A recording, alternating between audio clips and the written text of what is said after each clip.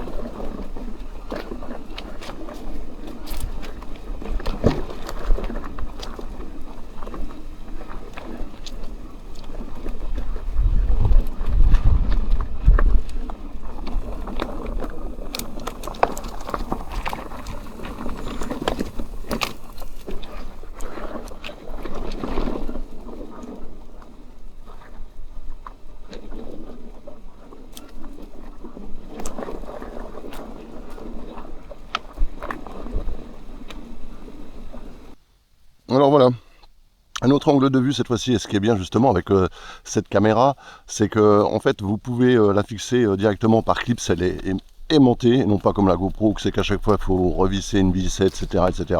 Là c'est juste clipsé, c'est aimanté, vous la mettez dans le bon sens et puis c'est parti.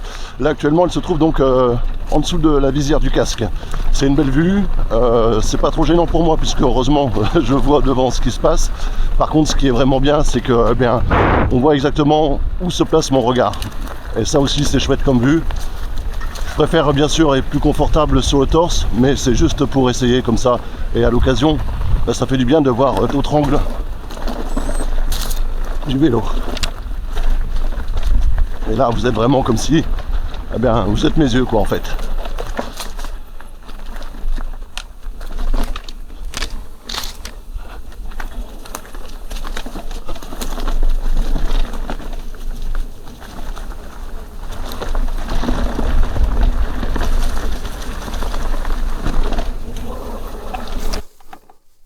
Bon, allez, pour la première fois, on va essayer le mode boost. Voir si vraiment ça envoie la patate. Bon, bah, il n'y a pas photo, hein. Quand ça doit grimper, ça grimpe. Ouais.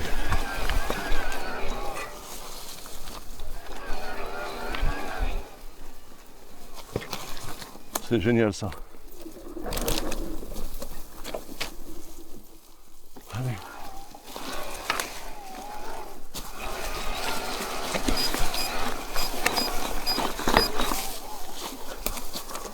Ça envoie du pâté.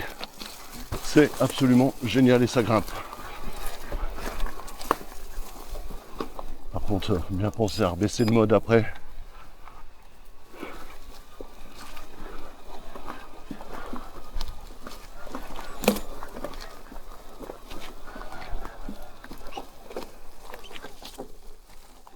Voilà, c'est des lieux magnifiques. Ça, c'est du VTT.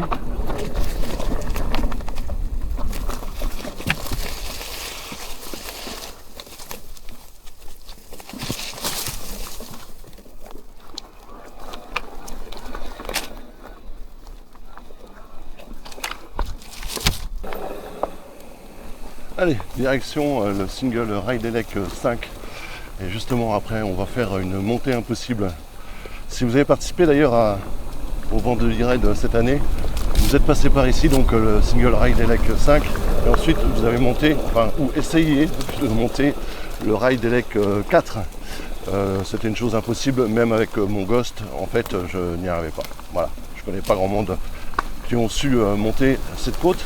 Et justement, je vais en profiter, et ça va être l'occasion de savoir si avec ce vélo-là, eh bien, je peux la monter. C'était le pari que je m'étais fait. Monter donc le single Ride-Elec 5. 4. Là, on descend le 5, qui est pas mal aussi.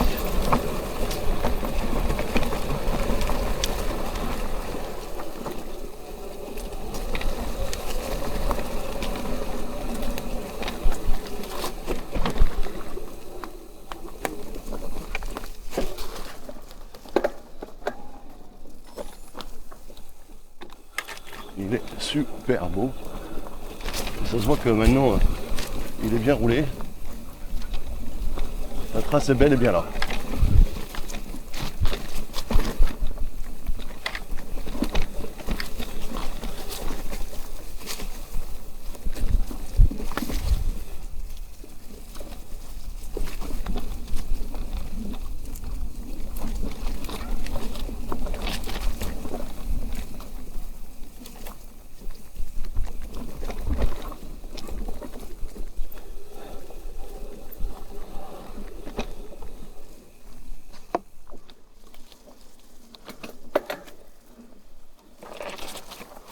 Ah, les ronces, qu'est-ce que ça pousse.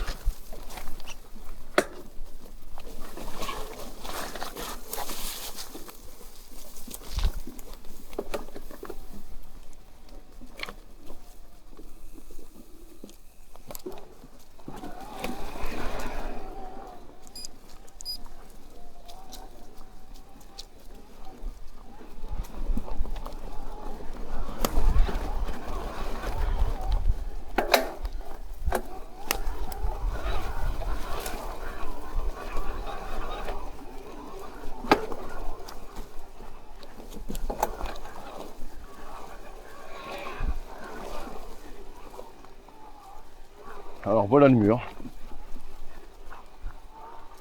On va passer en mode boost.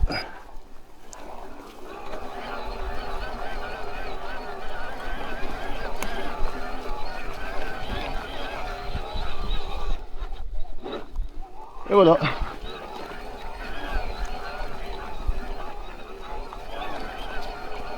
Comme une lettre à la poste. Ça grimpe, hein.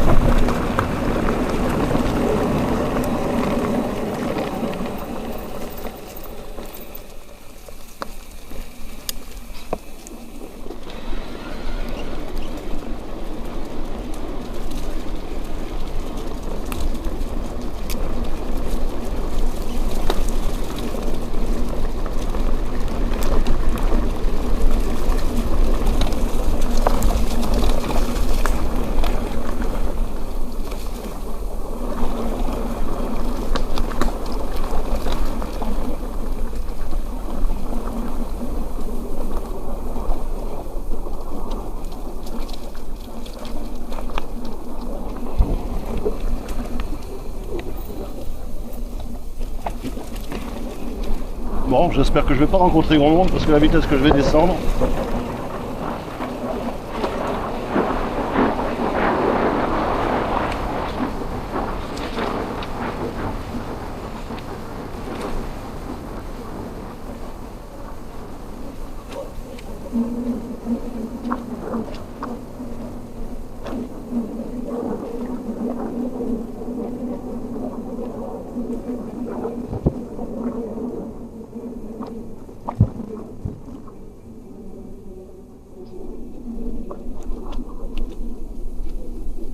Ça rafraîchit. Voilà les riders. Fin de cette petite vidéo de test de la nouvelle Action Cam.